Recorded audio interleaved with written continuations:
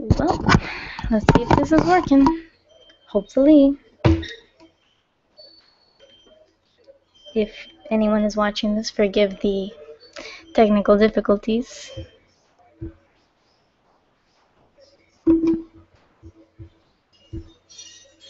Excellent. Okie doke. Well, good evening. Lilybeth here with you all. I am one of the peer members, peer mentors from the group. And this is our very first broadcasting show. I am very sorry about the video quality. It will improve, but this is all we have right now. This week is kind of like we're under construction, you could say. Got my little board here. It'll be on the wall in the future. That should be good. Now,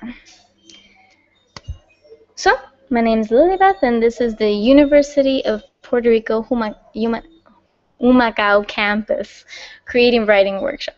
It's quite a mouthful. And, well, yeah, we are a workshop that has been meeting physically at the university.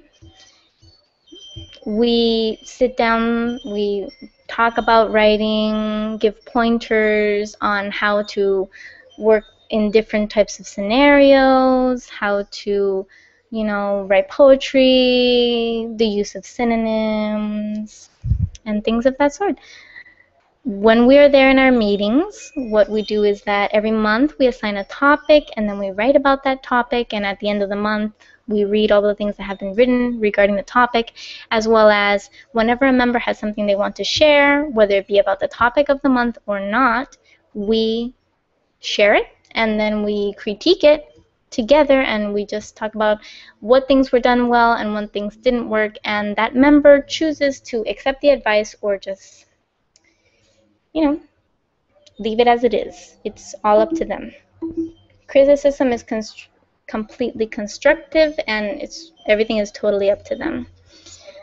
The theme of this month is going to be vampires versus werewolves, and I don't know your perspective on it, so I'm not going to jump to conclusions. I don't know if the first thing you're going to think is Twilight or Vampire Diaries, right?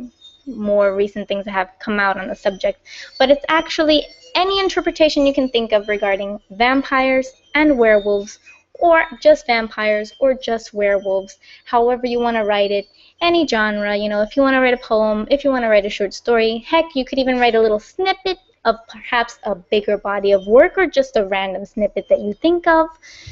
Anything, a screenplay, an essay, whatever you want about vampires or werewolves, or both of them. Any interpretation. You can even make up your own take on what a vampire or a werewolf should be. So that is the theme of June, and I am very excited to see what you guys think of. It should be wonderful. Now, to start off the themes and the things that we're going to be discussing this week, we're just going to talk about what we're going to do in this YouTube channel in the future. Well, first off, we are going to be having some series on it. We already have 2 planned out that we're going to start with. It's going to be pointers on poetry and notes on narrative. You see what we did there? I love puns. That's why. Well, yeah, it's going to be pointers on poetry and notes on narrative, and as the names imply, we are going to give you advice on both poetry and narrative.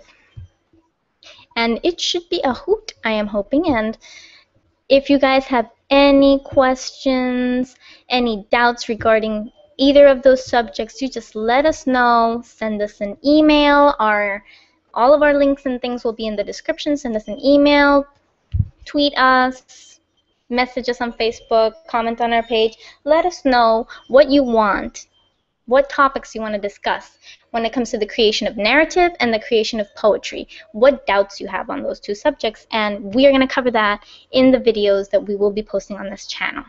Now, possibly next week, once we have everything set up, definitely better visuals, and we may be adding some co-hosts. Let us know what you think about that in the description and in the comments below, in Twitter and Facebook. Let us know what you think. Let us know how you're feeling about everything. Time to write a song about the underworld and vampires. Good to see you guys active there in the chat. Anything else you want to cover, you let me know. Now, this month we have one submission for critiques. It is by Isander Berrios, and his story is called The Black Souls, I believe. I will verify that right now for you guys.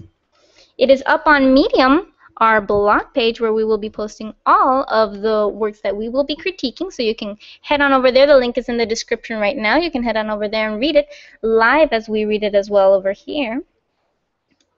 The title of the work is The Black Souls by Isander, and we are going to be reading the prologue. Originally, we were going to read chapter 1, but it's a little lengthy, so we're going to stick to the prologue for now and just work with that. Now, I'm going to go ahead and jump right into this juicy chapter, and I hope you guys join me in the reading. I'm trying to keep up with the comments. I'm sorry if, a little crazy with that, jumping from tab to tab right now, but it should be better once we get someone else, huh? Okie doke. So it reads as follows. 17 years ago, a cold, bitter gale. Forgive me, it skipped. A cold, bitter gale from the north gusted on Prince Bolthrone's face as the hooves of ink thundered away from the Fambra. He rushed out of the city soaked in sorrow. The grapple for power and the loss of many inner battles conspire against the error of the eagle throne of Anharth, breaking his inheritance, and so he left the place that saw him as a toddler, leaving no sign of his destiny. He was drowning in debris, but he mostly felt anger, wrath for his father, for his kingdom, for her, for himself. His horse, Ink, was galloping with all the burst of speeds it had in that freezing night in the Luzaria fords. Small drizzle drops cut his cheeks like hundreds of knives as he speeded up the hills. From a long distance, Bolthrone glimpsed the Ridge of Storms, the only place he thought of for lodging. It has been days crossing rivers, forests, and miles of plains, swallowing his sour tears that no one will ever witness. The prince didn't realize that he has no purpose in living until he saw the solid twin moons staring at him. He just remembered stories of the Schola, that the moons were in an eternal exile for disobeying the founding ancestors. Now the moons pity him, understanding his dethronement. Carked and delirious, fighting with his own mind, Balthrone Camaldred had no other option. Everything turned into ruins for him. His first true love committed suicide for the death of another man. His companions from Voxlud Schola rejected him like he was a plague, and his family pushed him aside like a waif. But he considered that over everything, his honor and dignity was stolen. His pride needed to be fed. He intended to satisfy it. The hatred he had within, pierced like a thorn, made him senseless. It was a winter when he left Malkin Castle. Although it hasn't snowed for more than 800 years, the cold winds of the east were punching his face on the speed Ink was running. His gray cloak and boots weren't enough for him to be warm.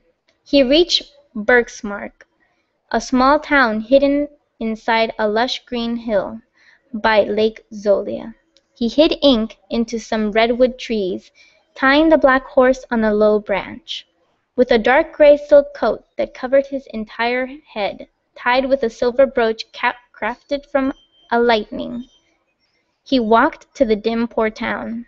By the circumstances, Prince Bolthrone walked up to the crest, getting a great view of the lake, instead of entering through its main tunnel entrance.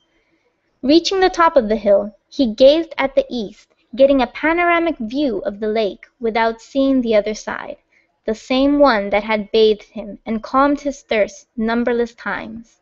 Being the main source of water of the kingdom, and the city in particular, makes it a highly watched post of the army. He walked through the town that lies literally in a hole, surrounded by hills and rock walls. His steps were slow and calculated. He looked around, and he saw a few deteriorated wood houses, with candle lights shining in the dark, other small two-story buildings in the same state, which he always guessed they were inns, empty inns. The town has only one main road, the same one the prince was walking on. Ravens had relied on the town, the feeding, and by consequence the skies were darkened by feathers and not by the natural state of the night. The only sound he heard was the caws of the flocks of crows and strong cold winds going through the town like a resident. It has no mayor, or any affiliation with the king's government, so the town felt like a void.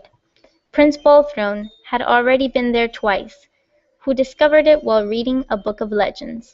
The founder of that town served the royal family of Mulken Castle with loyalty, guarding a secret, unknown still, but after years of oblivion, the town was forgotten, and the descendants of the founder likewise. The presence of the prince didn't cause any change in the town. Yet a woman, young and beautiful, with a green gown decorated with small flower designs on the borders, was standing at the far end. The odds of her just standing there, like if she was waiting for him, created a chill down his spine, and in the cold night he began to sweat. The prince continued his walk, ignoring the woman that was looking at him. That very decision frightened Bolthrone even more, because when he looked again to where the girl was, she had disappeared. He then heard someone call him by his full name, Balthron Caravnus Camildred. His eyes looked where his ears told him, and saw a man in the shadows of an alley smoking a pipe on the top of a barrel. "The prince has returned," said the man. "Have you brought the kingdom as you promised?" Bolthrone paralyzed. "No. My father has thrown me away from his presence. The throne of the kingdom of Anharth is no longer mine, and it will never be." His voice submerged in his sorrow. Those words made that man stand on his shuffling feet and scooted to him. The light of the twin moons revealed his many scars on his face, and his filthy and greasy hair. His clothes were old leather, of beaver, and he was barefooted.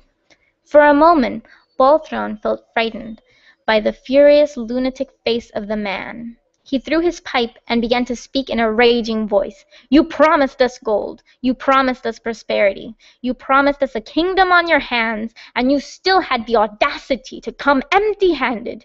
His voice was rising, so he figured that the small town had ears on them.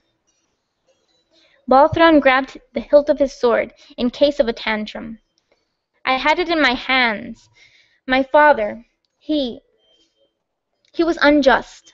I was betrayed," he stated, maintaining his voice firm. A few people heard the man yelling. Curious, they all came out and surrounded him, like if they were about to witness a fight. Bolthrone was afraid of the dark, lost eyes that were staring at him. They all looked gaunt and haggard, like someone wasted them over the years. Men, women, and children wanted an answer. They were tired of wearing rags and walking barefooted. Birksmark, always hidden between those hills of solid rock, once flourished. The ground wasn't dry. I'm sorry. The ground wasn't dry. The wood was the finest in the kingdom, and its people were the most charismatic of the entire solemn continent. Now it's a sty, a hollow that hides something, and the only way they could tell the prince is by giving them what they asked, the prosperity all of them thirst for. Droplets of rain joined the conversation. My father, he continued, was merciless with me, Nomar. I do not want you to think the wrong ideas. The kingdom turned into chaos on your hands. Reasons your father had to take away the throne from you. You were never the chosen one. Balthrone was perplexed of that revelation, as he called it. How did he know that? You promised in vain. You couldn't handle the loss of a woman. How could you handle how I'm sorry, you couldn't handle the loss of a woman. How would you lead this kingdom? His rage made him show his yellow and destroyed teeth. Tears began to roll down the cheeks of the prince, tears of rage and wrath. He ran. The Berksmarkans shouted to him to come back, but Prince Balthrone ran faster, panting. He trudged out of the town as his boots got stained with mud that the rain produced from the earth, but he did not care. He needed mutinous. He went through the tunnel and sprinted to Ink. He galloped away, east to the lake. He couldn't explain how that man knew that information, but he didn't care either. He hit Ink as it rained stronger. He reached the shore of the lake in a few minutes, without having precautions for possible knights of the army scouting. The moonlights of Emild and Thaya, the twin moons, shined on the surface of the black water that reflected from the skies. From far he gazed lights, perhaps boats with lanterns, or the lake town of Zoledad, or any other small village. He washed his face with the water while Ink drank from it. The water was honey to his tongue, delicious to his stomach. For that reason it is the main water source of Fambra and Molken Castle. The fishing business is really prosperous in Lake Zolia, and the farming at the bottom of the lake as dismayed kingdoms. Sea apples, inky seaweed, and apricots are harvested weekly and sold throughout the domain. The prince saw a reflection of himself in the clear water, and he punched it, accompanied with insulting words. Coward, weak, miserable. Uncertain of what will happen, he continued to gallop. The cold had increased as the night has. It wasn't midnight yet, he was sure. The rain remained falling, although softly. After 2 days, Ink arrived to a ridge of storms, the group of mountains that provokes many of the rains of the kingdom. Some clouds come from the northern mountains, others from the Yunkem mountains in the southeast. But the ridge of storms is the one that produces the lengthy storms. Upon reaching the ridge, it began to rain stronger than the past days, but by his luck he found a cave to spend the night. Thunders and lightning were rumbling powerfully, and the rain made the view blurry. The cave was empty, only with a few pebbles. As he was preparing to sleep, a lightning showed Balthrone something in a cape at the entrance of the cave. Ink got scared and lost control. Balthrone, trying to calm Ink down, armed himself with courage. Who are you? Silence. He noticed that he held a metal rusted circle, some sort of a keychain. I demand an answer. Who are you? This time, Balthrone yelled. He was frightened. The unknown figure was just standing, but it answered. The voice sounded human, but strong and harsh. I am Death, and I am here to aid you. That's the end of the prologue.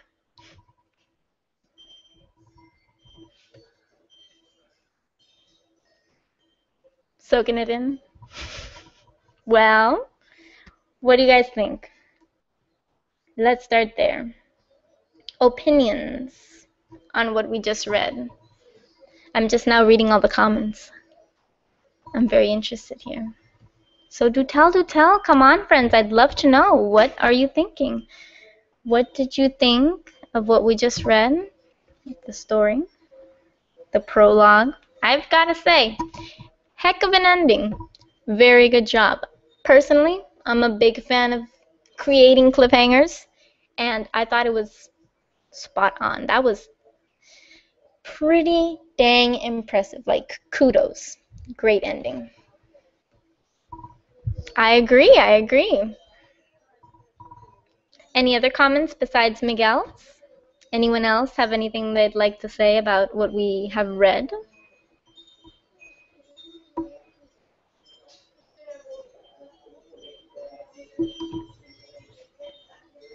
Well, for now, while you guys get your thoughts collected, I'm going to go over a few things that I edited.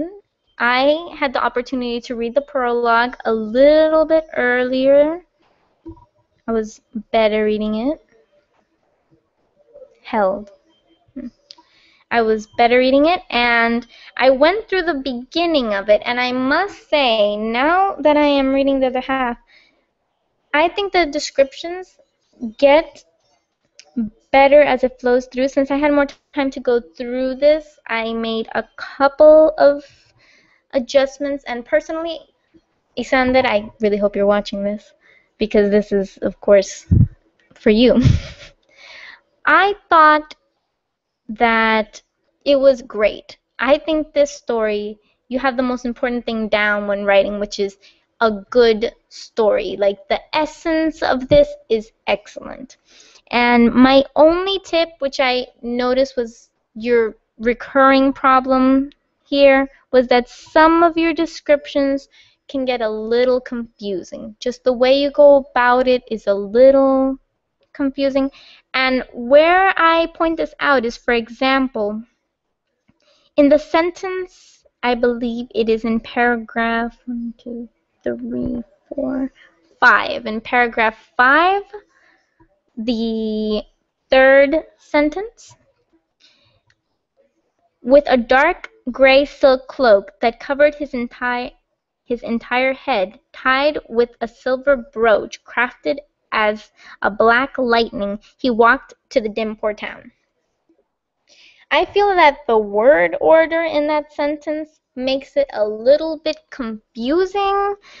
Like, I feel like you get lost in the description. So I think just maybe, I don't know, breaking it down a little more, I think reevaluating that description would help, as well as later in that paragraph, when he is reaching the top of the hill and getting a panoramic view of everything around him, I feel like it's a little bit confusing because some of the things it says as I read it make me feel like, wait, is he on top of the hill and what is he looking at? And I thought he was in another location a few moments ago, and I just feel like the word order there is a little confusing as well. And I also feel like in certain locations, you could work a little bit on the ambience of the sentences. I feel like later into the prologue, there are some very good sentences, some very good ambience, and I just feel like there have been little bits and areas where you can continue with that you had later on. Little bits that could be even better and add to the overall masterpiece that this was, because it was very, very good. And I think it does take you on this journey with Balthrone. An example of what I'm referring to with the sentences, one of the sentences that I was looking at was when he was gazing at the moon. Just verify where exactly.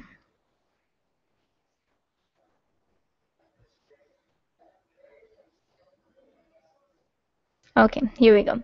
This sentence, he just remembered stories of the Schola that moons were in an eternal exile for disobeying the founding ancestors. Now the moons pity him, understanding his dethronement.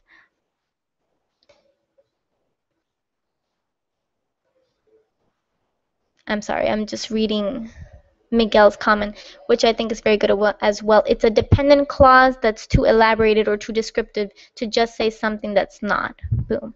Yeah, synonyms. I agree. Panoramic brought me back to my photography class. I think there are some very beautiful images that are trying to be thrown in here, but I feel like the way that you're doing it is like there is this painting of a scenery and someone just ran their hand across it and just smudged it. So I feel like if we just fixed it, maybe a puzzle is a better way to put it. It's a puzzle, you broke the pieces and just shifted them all around, and I feel like if we just move those pieces and put them more centered, we could see the picture better. Now, back to that sentence. He just remembered the stories of the Scola, that the moons were in an eternal exile for disobeying the founding ancestors. Now the moons pity him, understanding his dethronement. I feel like you should ambience that sentence a little more, and a good way to go about it, this is my example sentence. If I were to rewrite this sentence, this is just how I would rewrite it. It's not the only way to do it. But to give an example of giving that ambience, you could instead say, mighty thunder roared in the distance as he ran aimlessly towards the infinite nothingness that was his future. Period. Another sentence. Whilst he gazed at the twin moons, he thought back at the stories told by the Scola, those that depicted how the moons came to be in an eternal exile for defying the founding ancestors. That is how I would do it, you know. And then in the next one, I feel like that provides more ambience because we are writing through this, and I feel like when you say he just remembered the stories of the Scola, I feel like if you're going to use he just remembered, then use it to say he just remembered he forgot his keys at home or something like that. But he just remembered the stories of the, like, cut that just. Shouldn't even be there. Like, if you don't want to go so ambient and fancy, just cut the just. And he remembered the stories of the, I feel like that flows a little better. The just breaks it. Just throw that just out of there. Just no just. But I feel like the ambience thing could be good, you know. Give that ambience, you know. It's like the thunder's in the background. He's running aimlessly into the infinite that is now his life because, you know, it's purposeless, and he's like, oh my God, what am I going to do with my life? Oh, you know, he's running. You know, get into that atmosphere of this world that you have created. And the second sentence, now the moons pity him, understanding his dethronement. I feel like that could also be, it could have better ambience. Like, for example, you could say, the moons shone down upon him, glistening with pity upon his recent dethronement, making him feel akin.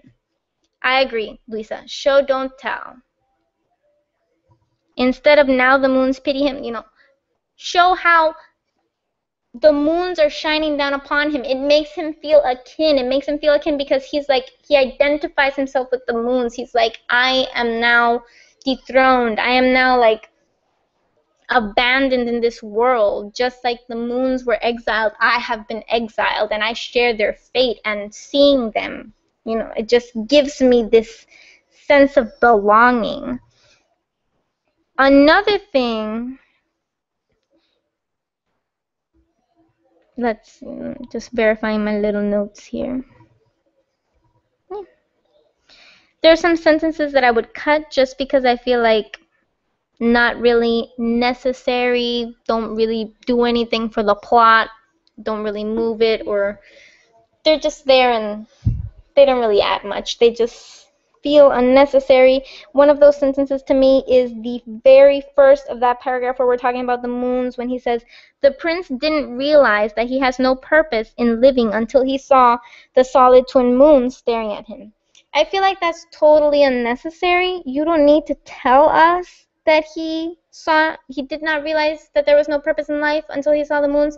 Just show us how by looking at the moons he felt that there was no purpose in life when he saw that he shared that fate with them. Just show us, show us how by looking at the moon he felt that he, had no purpose in living. Don't tell us that he felt like he had no purpose in living. There's no need to let us know that way. You don't need to, hey, he didn't feel like he had a purpose in living, just cut that out.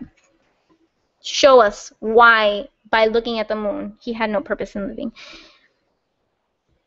And I feel that's pretty much it. Another thing that I thought was peculiar, and I was talking to, why the moon when you can be the sun? Why be the moon when you can be the sun? Yes. Another thing, and I was mentioning this to Miguel, and it was that when you do dialogue, you use hyphens, which I thought was very peculiar because I just feel like in English we don't really use hyphens so much for dialogue. I feel like quotation marks are more something we do, but he pointed out that in Spanish it is very common to use hyphens. And then I thought, and I was like, let me think about all the Spanish books that I've read. Not that many, by the way. And it is true, they do use hyphens, and I feel like you can use hyphens if you want to. That's totally fine. I just found it a little peculiar because I'm just so used to the quotation marks since I read so much in English. But it's up to you if you want to keep quotation marks or do hyphens, but just pointing it out that it is not very common.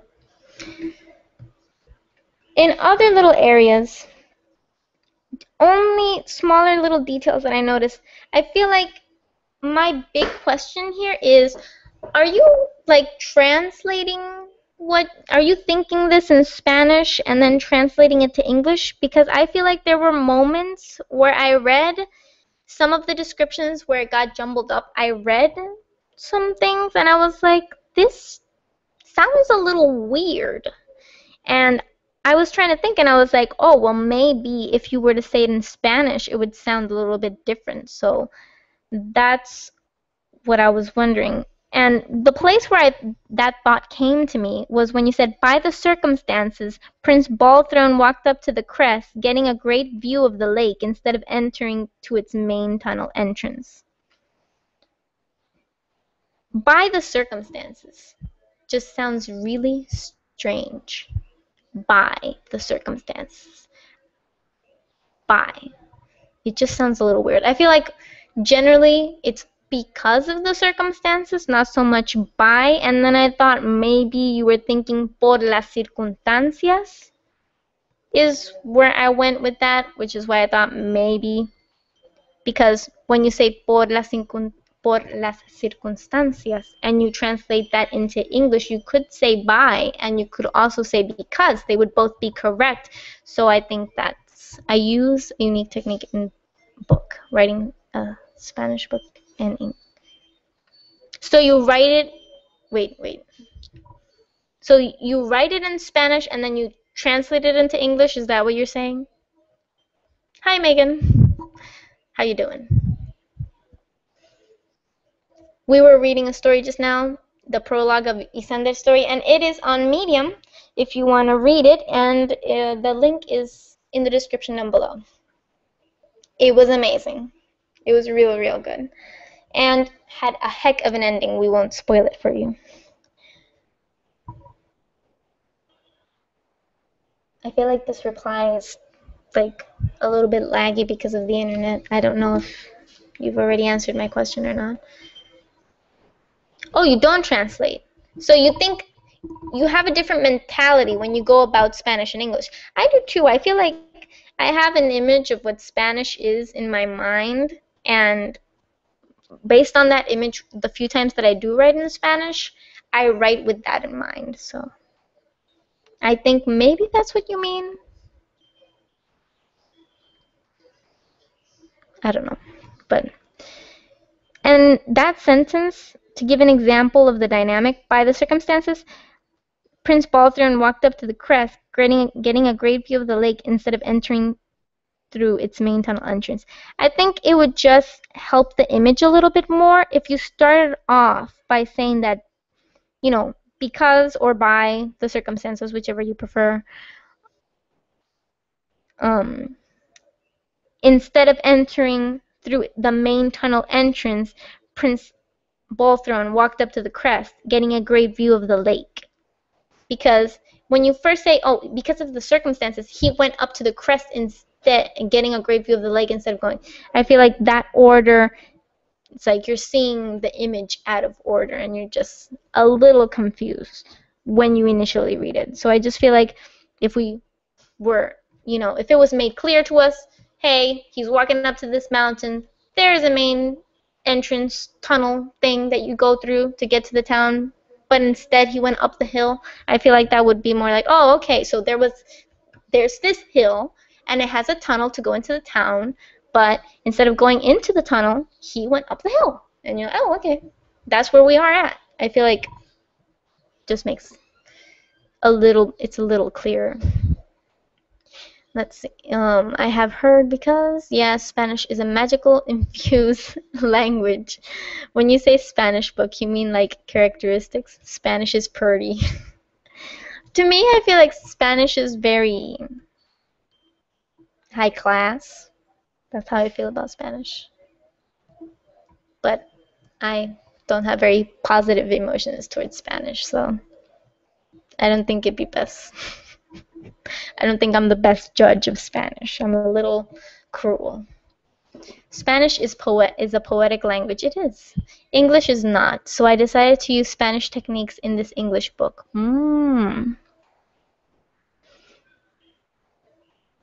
Interesting.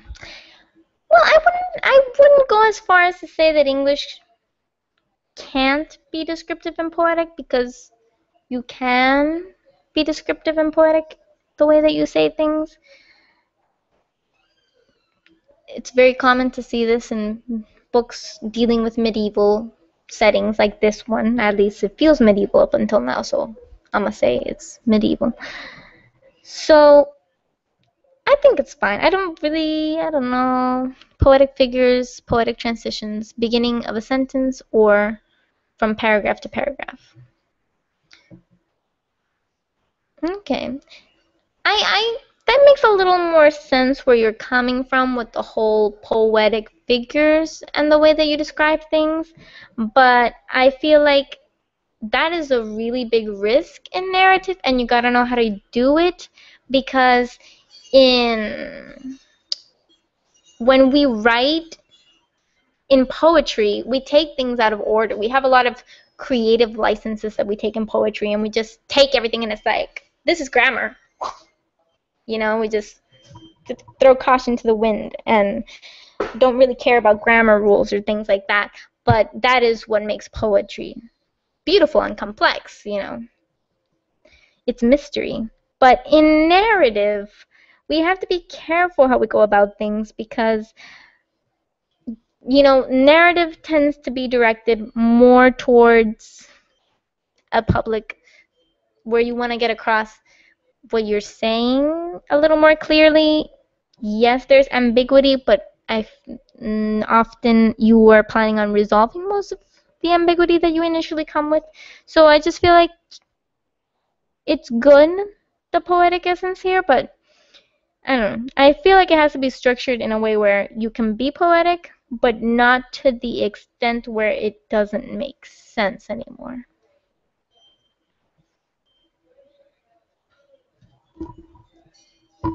So yeah, I think you can be descriptive and be beautiful without going into that extreme of abstract poetry. And oh, it is. Can't do much about that. Things are a little crazy today. This whole chat and video thing. Forgive the technical difficulties, but thank you for pointing it out. To be honest, I can't see the live feed, because then I hear myself as I'm speaking and it's really distracting. So I'm going blind here. I'm assuming that it's going well, so thank you. I am going to look now for a short story I wrote last semester, and it is very poetic. And I just want to give you an example of how you can put poetry and make it in a way that is not too confusing. And so just give me a moment as I search through this, because I am not sure where it is. So I need to verify my computer. Microstory, here we go. Okay, I read this. I think this is the one I read in literature. I don't know, because I wrote 2 of them when we had to write 100-word stories, and one was like really short, sweet narrative, and the other one was more poetic. And the poetic one is titled Unattainable Love. Oh, it is medieval. Yeah, it definitely is getting that vibe. Unattainable Love. Slush, squash, crash. The eternal collision of snow and sand. An unlikely pair of brethren. It is not a violent collision, nor is it a passionate one. Their binary relationship intertwines them. There's no escape, always teetering on the edge of union. And yet their fusion seems impossible. They are too different to be together, but too similar to be apart. It is as though invisible fields clash each time they interact, like trying to join 2 positive magnets. Just as all hope is lost, snow pushes through the barrier, only to melt upon touching the sand's hot surface. And that is Unattainable Love.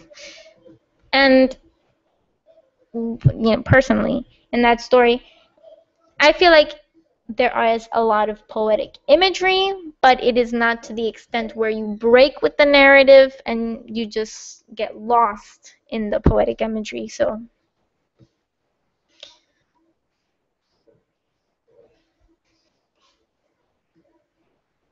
I know, I'm very happy about this discussion as well. It's definitely going great. I'm pretty happy. I'm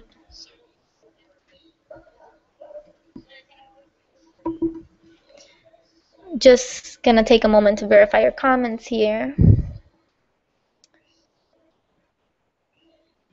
Aw, thanks, Miguel. I'm glad you liked it. I liked it a lot too. Most people didn't really like it. They thought it was a little complicated, a little too poetic, but I thought it was really nice. I really enjoyed writing it, and I really enjoyed the final product. I wasn't that happy with the other one that I read, so I feel like that's why I became very attached to Unattainable Love. It is what it is. I find that I'm not very good at synthesizing in narrative.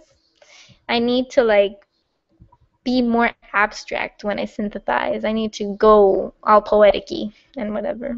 I feel like it's just easier for me if I try to go in a more poetic direction than go full on narrative. It's just my personal liking.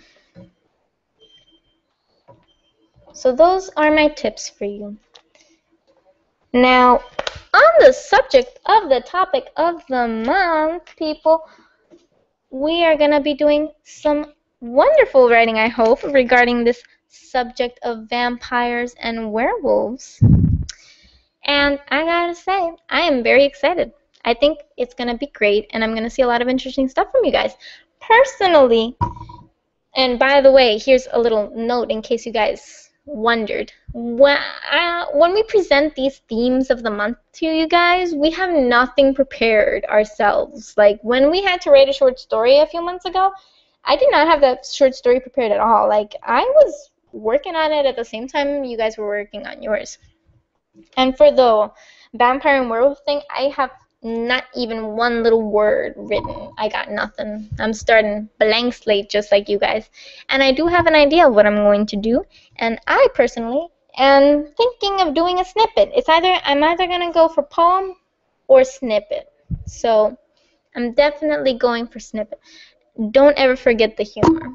I feel the use of opposites in your story gives it that poetic feel. Are we talking about mine or his? Because I'm really a little lost right now of which story we're referring to.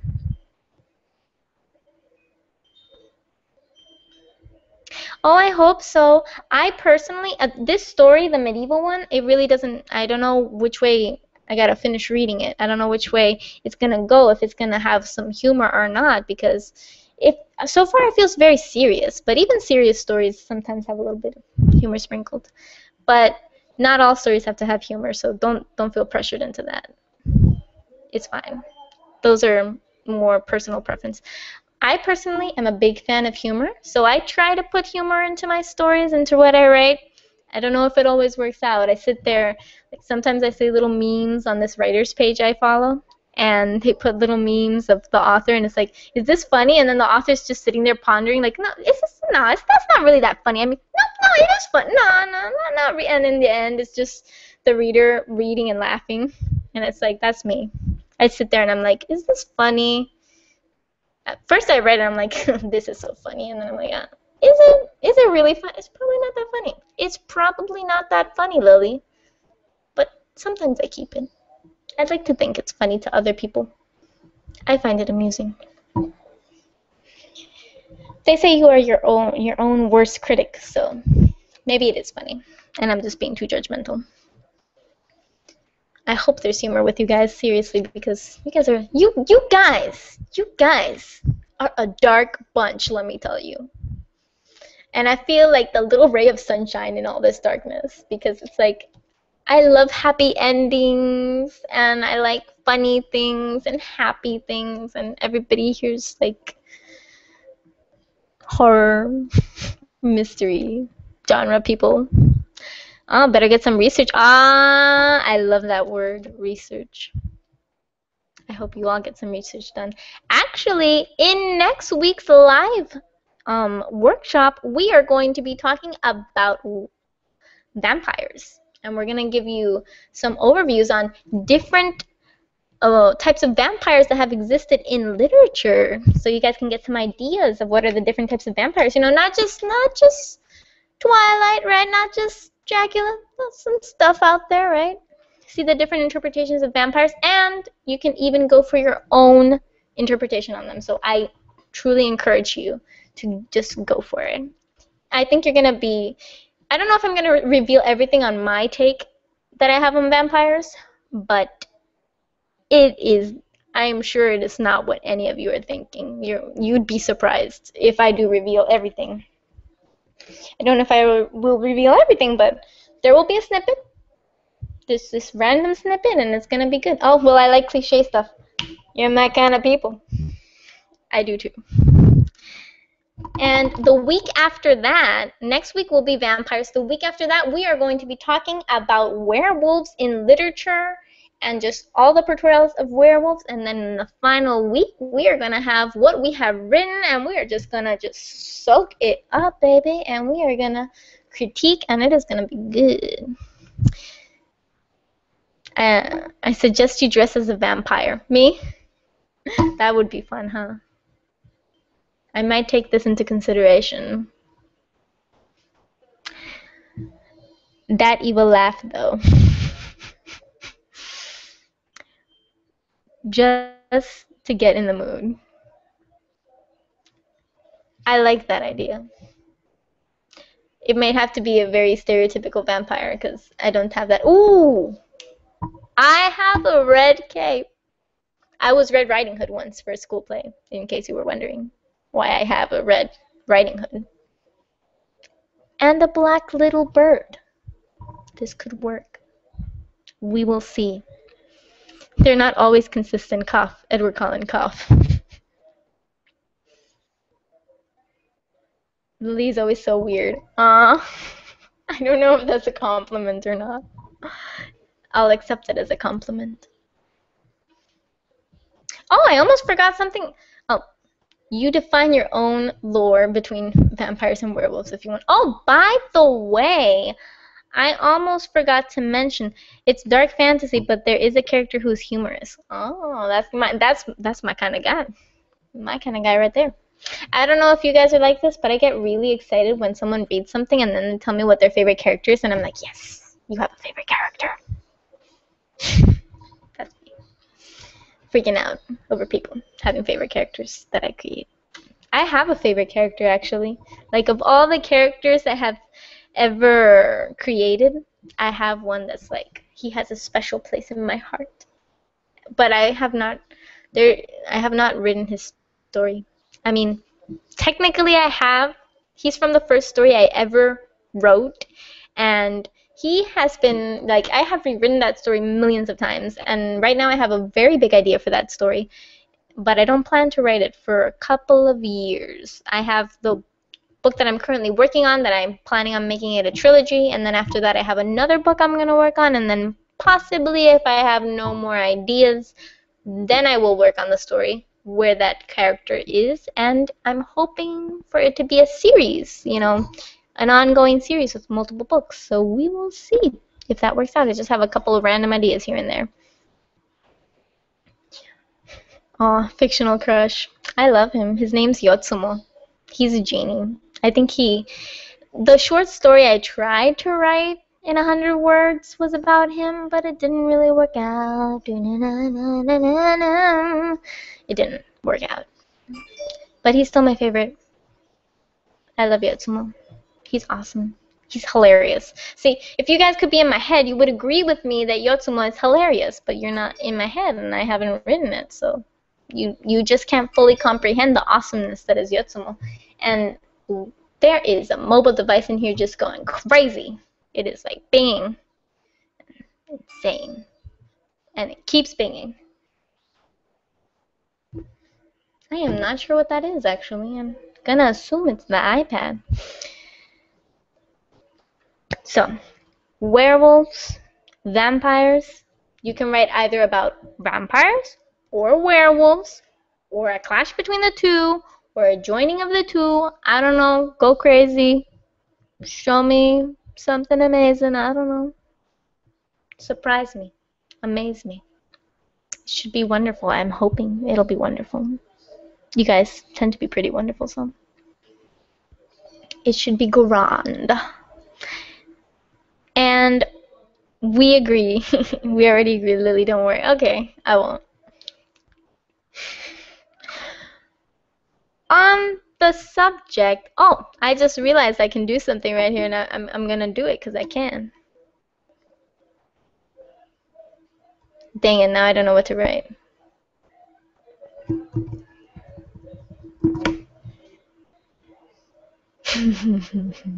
I feel like I'm part of the chat now. Is that amusing? It's not that funny. Anyways,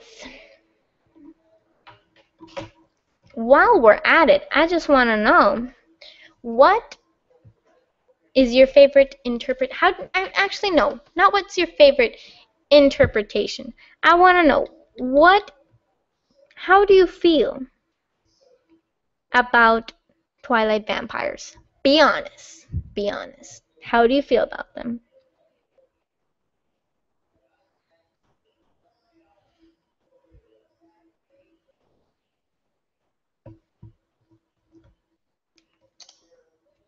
I should have like waiting music, but then it might